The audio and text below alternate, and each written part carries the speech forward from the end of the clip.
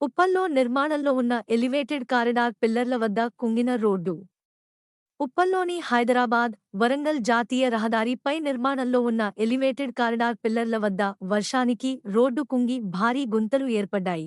car రోడ్డుపై వెళ్తుండగా అకస్మాత్తుగా రోడ్డు కుంగిపోవడంతో గుంతలో దిగబడిన కారు